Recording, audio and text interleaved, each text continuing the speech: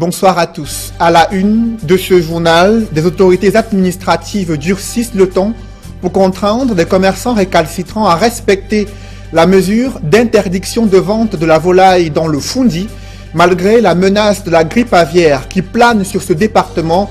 Des vendeurs de poulets et autres usagers semblent ignorer les risques auxquels ils s'exposent. Des populations sont également confrontées à la surenchère du gaz domestique dans certaines villes du Cameroun. Vous le verrez dans ce journal, la pénurie du gaz en est la cause principale.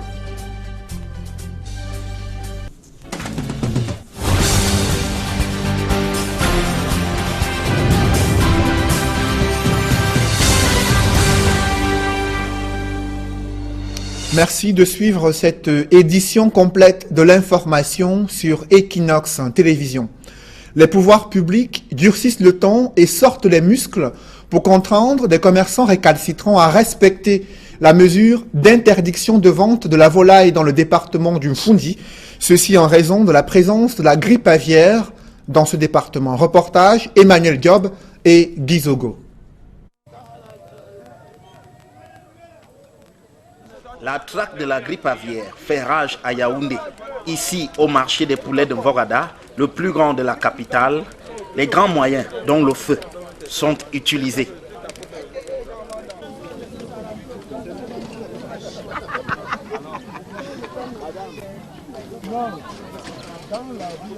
Cela pour couper court à l'entêtement des déplumeurs et des détaillants qui font fi de l'interdiction de la vente du poulet à Yaoundé.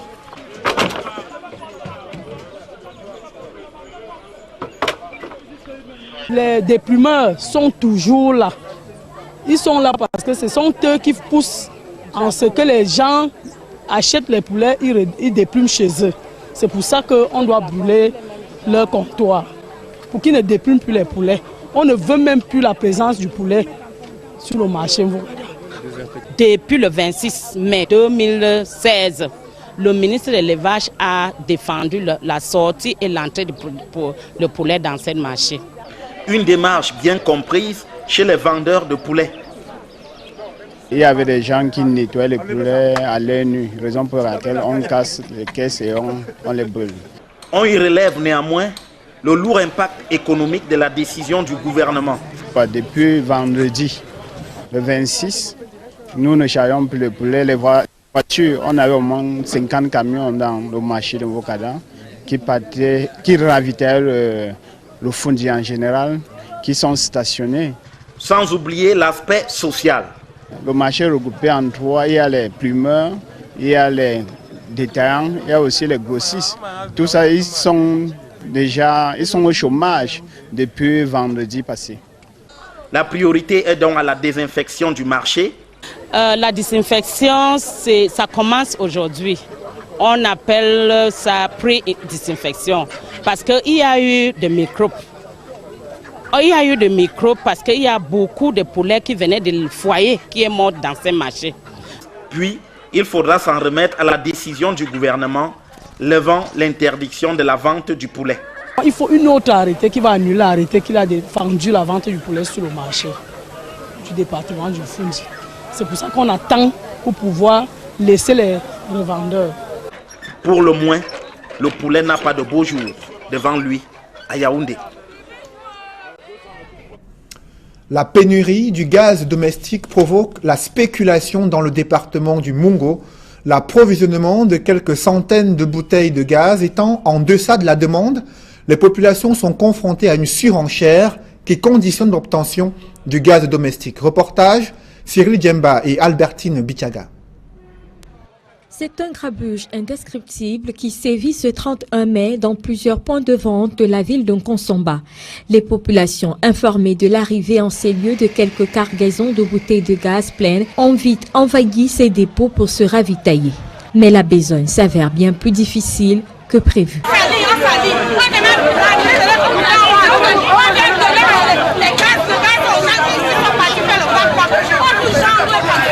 Les consommateurs se plaignent en effet d'être malmenés par les revendeurs de bouteilles de gaz et dénoncent la spéculation de ces derniers. Ils gardent maintenant, ils nous obligent de venir repayer après plus cher. C'est ça leur problème. De leur côté, les revendeurs expliquent ne pas pouvoir satisfaire tout le monde car le dernier approvisionnement reçu est insuffisant par rapport à la demande, affirme-t-il. Hein? Revendre cher à qui? On parle d'une augmentation de prix. Non. Le prix est réglementé. 6700. La quantité qu'on nous envoie ne nous permet pas de satisfaire tous les ménages. Après plus de 3 semaines de rupture totale, un approvisionnement de près de 1000 bouteilles a été acheminé en Konsamba. Seulement, la quantité est censée ravitailler tout le département du Mungu. Et on nous envoie quelques bouteilles, presque pour tout le Mungu. Ici, là, on n'a pas que seulement les habitants de Konsamba. Les gens qui sont venus de Melon, de Barré, de Manjo, un peu de partout pour se ravitailler. Ce 31 mai, il a fallu l'intervention des forces de maintien de l'ordre pour apaiser la situation qui, après 17 heures, avait dégénéré. Là d'attendre, certains usagers ont utilisé la violence pour se faire entendre. La situation a finalement été maîtrisée, mais plusieurs personnes sont rentrées avec leurs bouteilles de gaz vides. Comment se déroule le baccalauréat de l'enseignement général dans l'arrière-pays du Cameroun? Quelques cas d'absence ont été enregistrés dans des sous-centres d'examen situés à Tchang, dans le département de la Ménois. Le dispositif de surveillance est resté le même dans les centres d'examen où des cas de fraude avaient été signalés l'année dernière. Reportage Leclerc Sakem et Aurore Baïma. Loin d'être une exposition vente, les grilles du lycée bilingue de Tchang sont pris d'assaut par des sacs de toutes sortes, interdits d'accès à l'établissement. Ce décor particulier et l'ambiance hyper silencieuse qui y règne renseignent sur l'importance de l'événement qui s'y tient. Plus de 900 candidats affrontent les épreuves du baccalauréat, malgré quelques cas d'absence signalés par les responsables du lycée bilingue de Tchang, Pierre-Marie Kenfak, proviseur du dit établissement. Le décompte présente 3 absents, un en allemand, un en espagnol et un en D. Donc à l'heure actuelle, nous avons 946 candidats qui composent dans notre sous-centre. Alors aux candidats, maintenant, nous leur demandons d'être ponctuels, de se dépouiller de tout document ou objet compromettant à l'entrée du campus et à l'entrée de la salle de composition. Et surtout, aborder toutes les matières avec la même détermination, car il n'existe pas de sous-matière au baccalauréat. Atmosphère également studieuse. Au lycée classique de Tchang, l'année dernière, 2 candidats avaient écopé d'une suspension de 3 ans suite à la découverte de leur supercherie. Depuis le démarrage des examens, tout se déroule sans obstacle pour les futurs bacheliers. C'était abordable et je sollicite que la suite soit plus améliorée. Nous avons eu l'épreuve de littérature aujourd'hui que j'ai trouvé un peu abordable parce que le sujet où je comptais beaucoup m'a déçu. Le niveau de langue était vraiment très haut. C'était pas...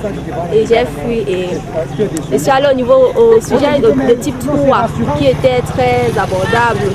S'agissant du commentaire composé et de la compréhension, c'est une séquence déjà faite en classe. Donc moi je ne trouve pas la littérature très difficile à cet examen. Plus de 1000 candidats au baccalauréat de l'enseignement général ont été recensés dans l'arrondissement de Tchang, département de la Ménois. Cette ville a récemment brillé par des affaires insolites à l'instar du doctorant infidèle qui a fait une chute mortelle dans une fosse septique. Alors que le marché A de Bafoussam a subi en partie la furie des flammes, des vendeurs à la sauvette essayent de survivre au quotidien dans le secteur informel qui emploie la majorité de la population active au Cameroun. Jean-Paul Founiat d'Alaskiana. Marché mondial à Bafoussam, un sous-ensemble du grand marché A de la ville. Ici, chacun fait son petit métier.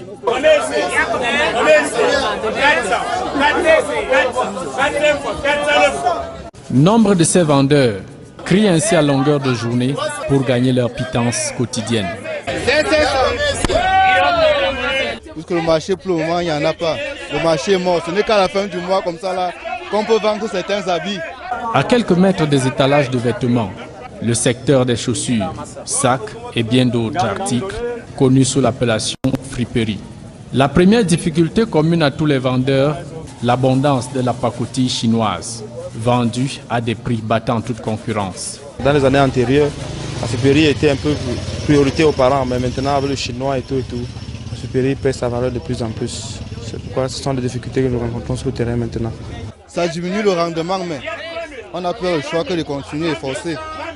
Dans cette débrouillardise de gagne petit soumise aux taxes, des agents véreux pourrissent aussi la vie à ces commerçants, plus connus sous l'appellation sauveteurs, pour leur activité de vente à la sauvette. Même comme nous payons la location, tous les impôts, nous payons tout ici, mais on ne veut pas nous voir ici. Ils nous demandent de libérer les lieux, après ils nous attribuent les numéros, ce sont eux qui reviennent en même temps nous casser, nous porter avec les numéros qu'ils nous ont attribués eux-mêmes. Donc on ne sait vraiment pas à quel sens se voir avec ces gens-là. On nous dérange ici la mairie, parfois même les gens d'impôts viennent ici là-bas. On essaie aussi de négocier avec eux. Bon. Même si le jeu du chat et la souris avec la municipalité et le fisc perturbe l'activité de la friperie, tout compte fait, le métier nourrit son homme. Si quelqu'un fait quelque chose, il fait aujourd'hui, le lendemain il refait, c'est parce qu'il trouve quand même un peu son compte avant de continuer. Ça ne me rapporte pas vraiment, mais ça me permet ne serait-ce que de manger à la maison aussi avec les enfants, c'est tout. Installé sur des comptoirs de fortune, l'exposition de la marchandise se fait à la bonne humeur des intempéries partant de pluie. Ils sont obligés d'enlever les parasols là et couvrir avec les bâches. Attendre le moment d'appui avant d'enlever encore.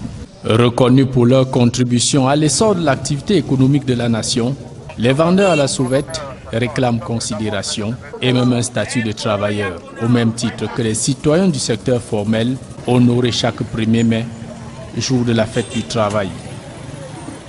La mission de régulation et d'approvisionnement des produits de grande consommation Bois du Noir, la MIRAP peine à respecter ses missions, la faute à des difficultés financières. Reportage avec Cyril.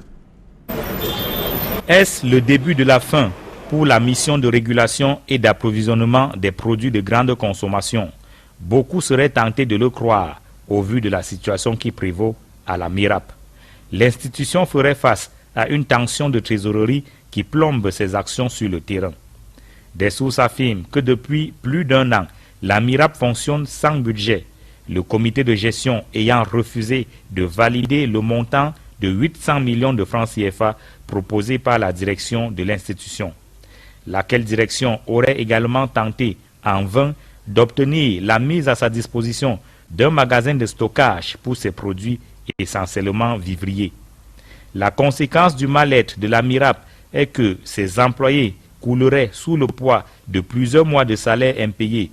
Les marchés périodiques organisés sur les artères de certaines villes du pays disparaissent les uns après les autres.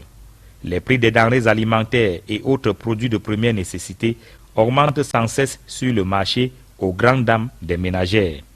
Créée en février 2011, soit 3 ans après les émeutes de la fin de février 2008, la MIRAP était censée être une structure d'alerte, d'achat, d'importation et de stockage des produits en vue de l'approvisionnement du marché. 4 ans après sa création, le bilan de la mission de régulation et d'approvisionnement des produits de grande consommation est-il positif? Difficile de le dire, d'autant que la presse a annoncé une réunion de crise à Etoudi pour tenter de sauver ce qui peut encore l'être de la MIRAP. Je vous invite à présent à la découverte d'un site touristique situé au cœur de la forêt dans la région de l'Est. Des visiteurs y affluent tous les jours pour se détendre, mais surtout pour manger bio. Reportage Benjamin Essam. Je vous parle donc d'aller à la découverte d'un site touristique situé au cœur de la forêt dans la région de l'Est. Des visiteurs y affluent tous les jours pour se détendre au bord de la rivière, mais aussi pour manger bio. Reportage Benjamin Essam. Les nostalgiques de la culture ancestrale de l'Est ont désormais de quoi retrouver le sourire. Nous sommes au quartier Banveleux, au cœur de la forêt, lieu de convergence de toutes les cultures. Un endroit d'une immense diversité culturelle qui représente la région de l'Est. Vous avez vu de Bukavu, vous avez vu les cases de Bouché, vous avez vu les cases Maya, vous avez vu les cases Macar, vous avez vu le matériel culturel de la forêt que nous avons pu ressortir. Vous avez vu tous ces personnages qui viennent apprécier la forêt. Vous avez vu la lagune, parce que quand vous voyez la lagune d'Abidjan, elle a commencé toute petite comme ça. Le divertissement ici est assuré par les eaux douces de la rivière Lilengue. Le visiteur peut s'offrir des moments de détente par pirogue. Au cœur de la forêt, c'est son caractère naturel et bio, les chenilles, le vin de banane, la pierre plate qui a disparu dans les habitudes culinaires. Ne venez surtout pas chercher ici les plats modernes, vous serez déçus. C'est cette originalité qui attire déjà les visiteurs. Au cœur de la forêt incarne à la fois la culture, l'artisanat, la petite et moyenne industrie dans ses spécificités. On mange bio, on rentre dans nos sources. Nous voulons valoriser la culture de l'Est qui voulait disparaître. C'est un cri d'alarme lancé aux dignes fils, aux enfants de la région de l'Est pour qu'ils puissent conserver leurs acquis. Le sous-préfet de Berthois Ier et le maire sont déjà partants pour des appuis multiformes à ce cœur situé en pleine forêt de l'Est. À la veille de l'ouverture de la session parlementaire, quels sont les enjeux qui cristallisent la rentrée des députés et des sénateurs au Palais des Verts de Ngouaekele et au Palais des Congrès à Yaoundé? Esquisse de réponse dans ce reportage de Guy Zogo. La session de juin au Parlement est annoncée pour jeudi prochain. À l'Assemblée nationale, il y sera d'abord question des missions traditionnelles de cette Chambre. On va d'abord s'attendre aux missions classiques de l'Assemblée, c'est-à-dire l'exécution des projets, l'examen des projets de loi s'il y en a lieu, les propositions de loi, et puis le contrôle de l'activité gouvernementale avec l'évaluation de certains ministres.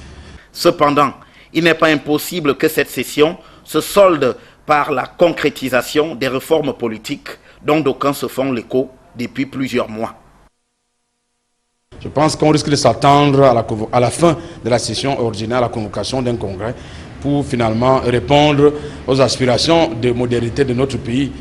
Cette évolution serait sous-tendue par l'idée de doter le Cameroun d'institutions modernes. Le Cameroun doit évoluer, s'adapter aux mutations de son environnement et de la modernité. Donc je pense qu'on doit s'attendre à une certaine évolution. Un adjournamiento qui alignerait le Cameroun sur la même longueur que les autres pays de l'Afrique centrale où l'heure est au retour à des normes démocratiques usitées par tous.